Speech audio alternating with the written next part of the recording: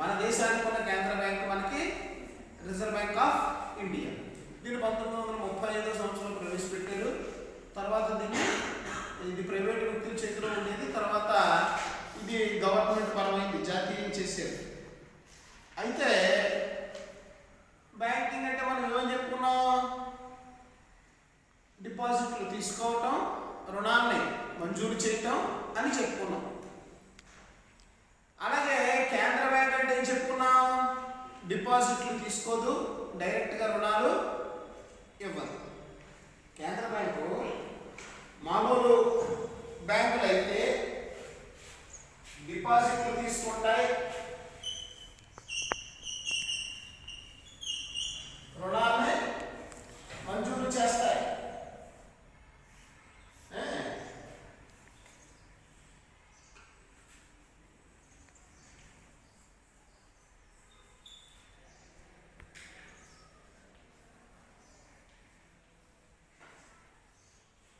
ఇది మనకి రెండు అయింది, కేంద్ర బ్యాంకు అయింది, కమర్షియల్ బ్యాంక్ అయింది. మిమ్మల్ని కేంద్ర బ్యాంకు వర్సెస్ కమర్షియల్ బ్యాంక్ అని అడిగాడు అనుకోండి, ఈ పక్కనే కేంద్ర బ్యాంకు, ఈ పక్కనే కమర్షియల్ బ్యాంక్స్ అని పెట్టి స్టార్ట్ చేసి రాసిస్తారు. ముందు డిస్క్రిప్షన్ మాత్రం రెండు రాయాలి. కేంద్ర బ్యాంక్ అంటే ఏంటి? ఇది అపెక్స్ బ్యాంక్ గా ఉంటుంది. ప్రతి దేశానికి ఒక కేంద్ర బ్యాంక్ ఉంటుంది. మనకి రిజర్వ్ బ్యాంక్ ఆఫ్ ఇండియా, అలాగే ఇంగ్లాండ్లో ఇంగ్లాండ్ బ్యాంక్, అలాగే ఫ్రాన్స్లో బ్యాంక్ ఆఫ్ ఫ్రాన్స్, అలాగే అమెరికాలో 12 ఫెడరల్ బ్యాంక్స్ రిజర్వ్ బ్యాంక్ వ్యవహరిస్తాయి అని చెప్పుకుంటూ అది దేశంలో ఉండేటటువంటి చలామణి ఉండే కరెన్సీ అంతటిని యునానిమస్ గా కేంద్ర బ్యాంకే జారీ చేస్తుంది, పరపతి నియంత్రణ చేస్తుంది, ప్రభుత్వానికి బ్యాంకుగా వ్యవహరిస్తుంది, బ్యాంకులకు బ్యాంకుగా వ్యవహరిస్తుంది, అంతిమ రుణదాతగా ఉంటుంది, నైతికోద్బోధన చేస్తుంది. ఇవన్నీ సంఘటనలు పెట్టి వరుసగా రాసుకుంటారు.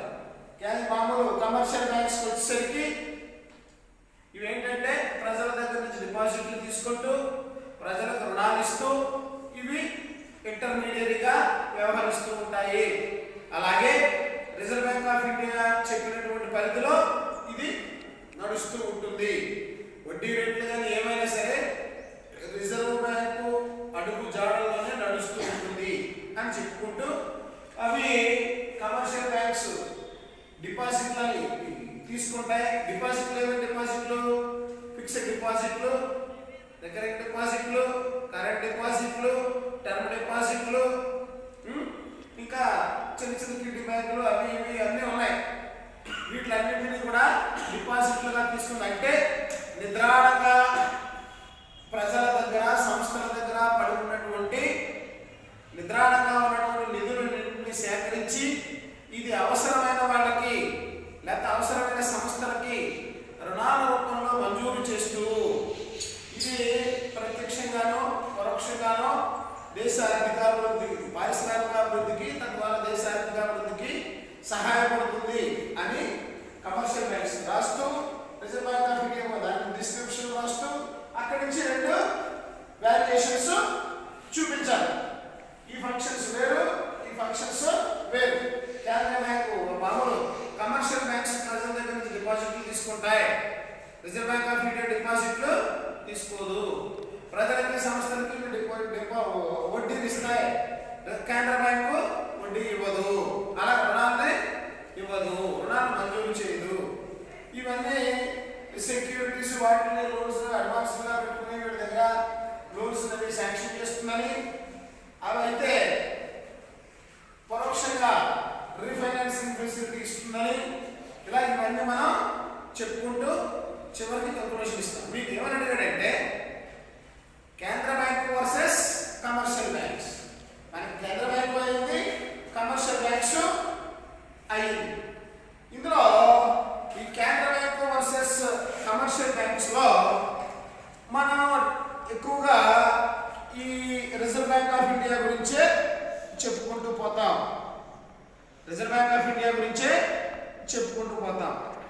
ఇవి మన రిజర్వ్ బ్యాంక్ ఆఫ్ ఇండియా మనకి చేసేటటువంటి ఇదేంటంటే మామూలుగా పరపతి నియంత్రణకు సహాయం చేస్తుంది. అసలు reserve Bank of India governor, మన రిజర్వ్ బ్యాంక్ గవర్నర్ ఎవరు? రేపు కనుక్కొని మీరు అందరూ క్లాస్లో చెప్పాలి. రిజర్వ్ బ్యాంక్ గవర్నర్ నెట్లో కొట్టండి. రిజర్వ్ బ్యాంక్ గవర్నర్ పేరు అర్జెంట్ వస్తుంది కదా. కొత్త బంగారం, కొత్త 500 నోట్లు ఉంటే దాని మీద ఉంటే చూడండి. మొన్నటిదాకా దుమ్మూరు సుబ్బారావు ఉన్నాడు. ఆయన వెళ్ళిన తర్వాత నార్త్ ఇండియన్ ఒక అతను వచ్చాడు. ఎవరు?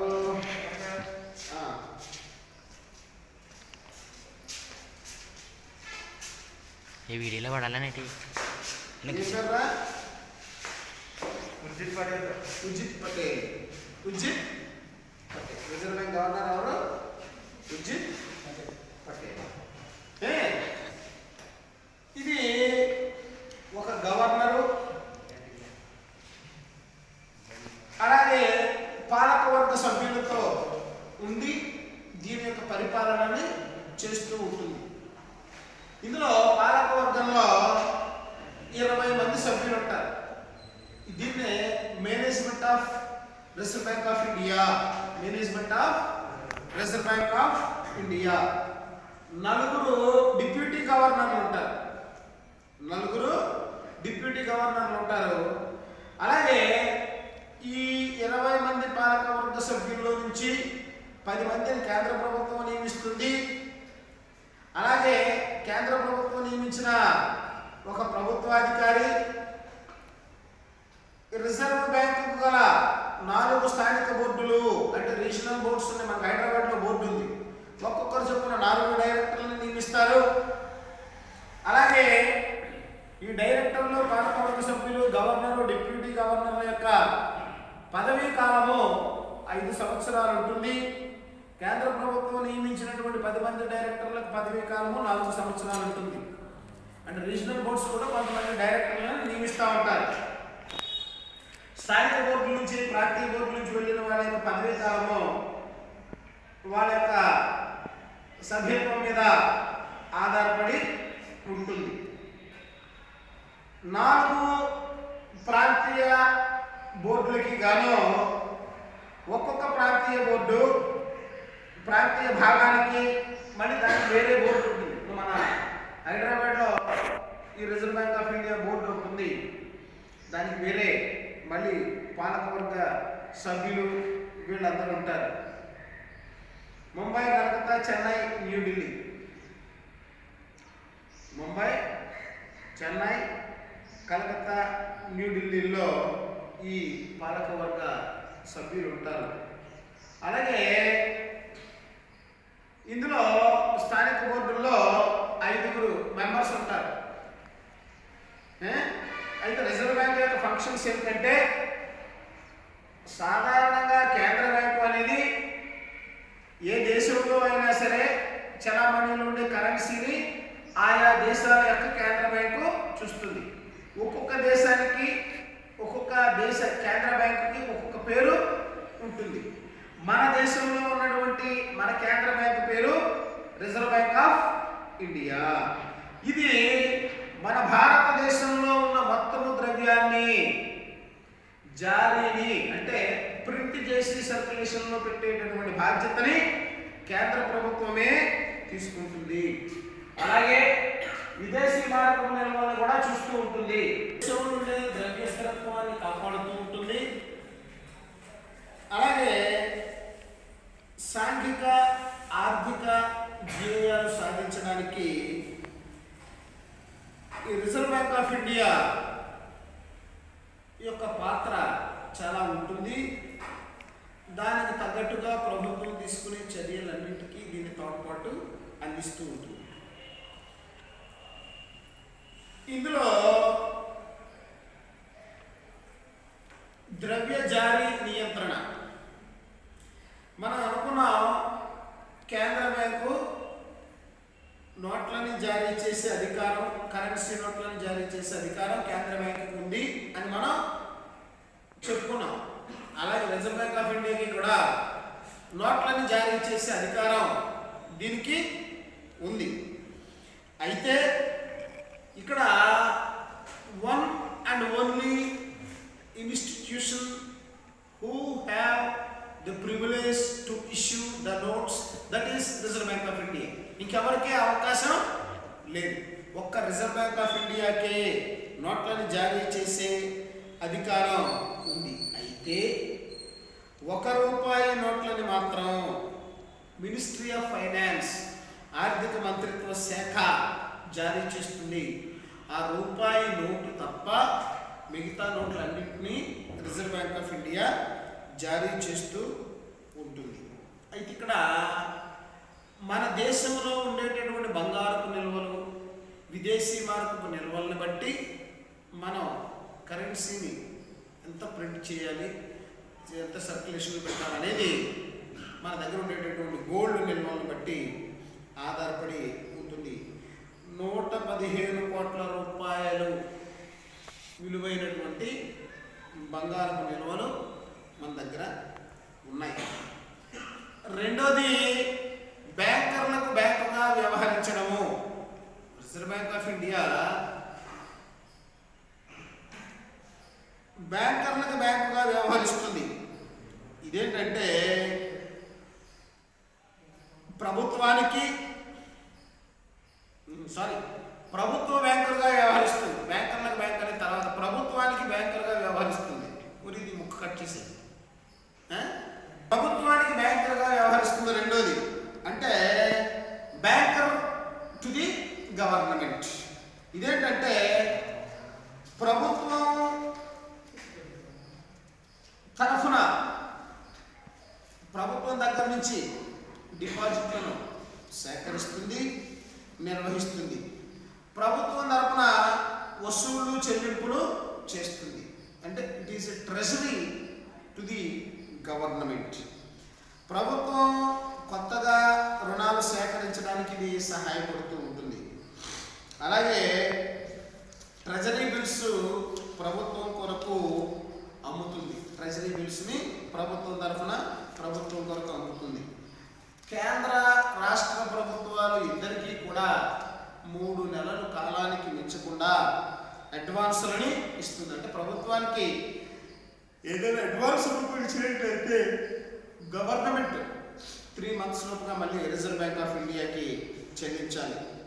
పంచవర్ష ప్రణాళికలు అమలుకై ప్రభుత్వంకి కావలసినటువంటి సహాయ సహకారాల్ని, విత్తాన్ని సమకూరుస్తూ ఉంటుంది.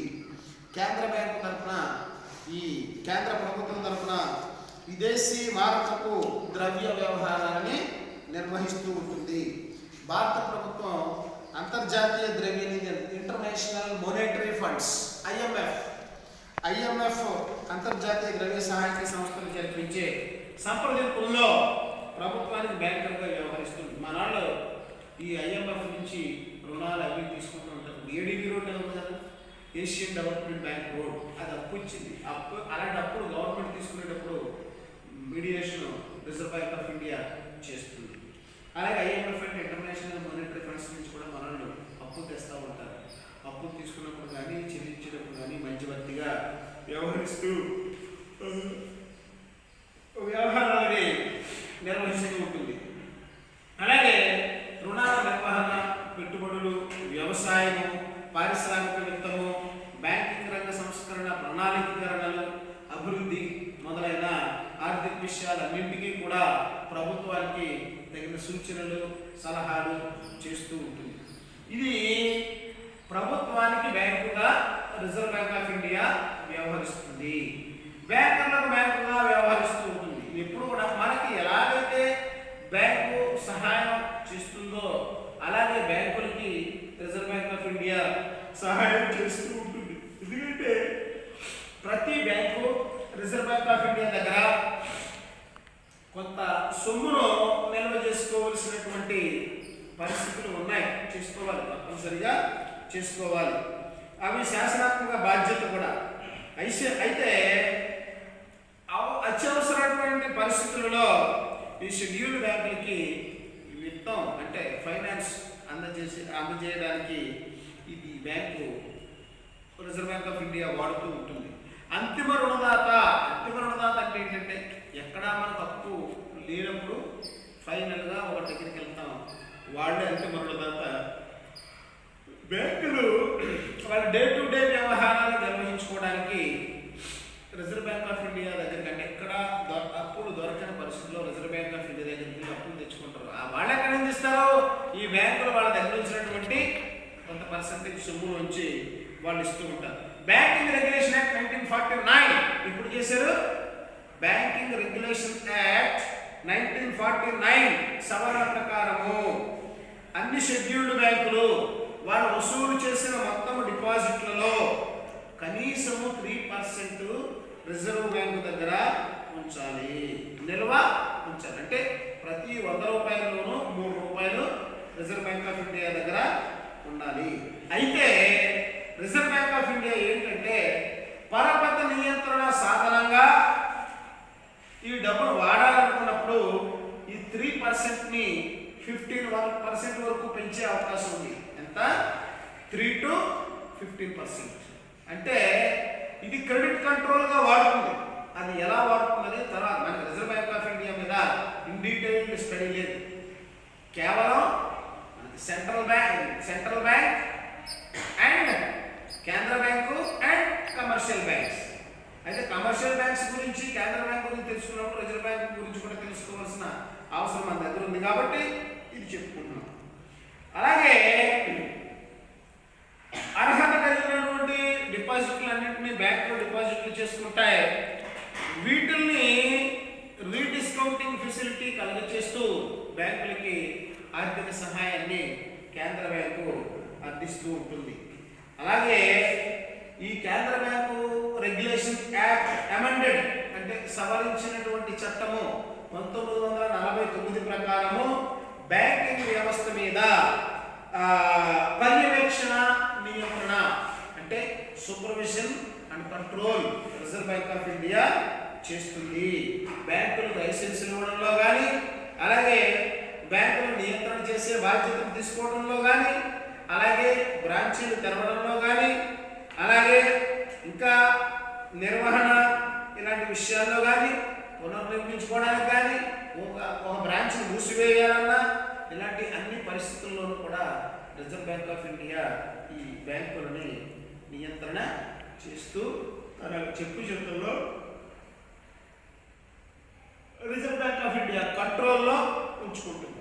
విదేశీ మారకం నిల్వ అంటే మనం చెప్పుకున్నాం కదా, ఎక్స్పోర్ట్ అండ్ ఇంపోర్ట్స్లో వచ్చే మనం చెల్లించాల్సినటువంటి ఈ పేమెంట్స్ కానీ రిసిప్ట్స్ కానీ మన కరెన్సీలోకి మారుస్తూ, విదేశాలకు ఇవ్వాల్సినటువంటి కరెన్సీని వాళ్ళ కరెన్సీలోకి మార్చిస్తూ ఈ విదేశీ మార్పు నిల్వల్ని చూస్తూ ఉంటుంది. ఇదే కస్టోడియన్ ఆఫ్ ఎక్స్చేంజ్ రిజర్వ్స్.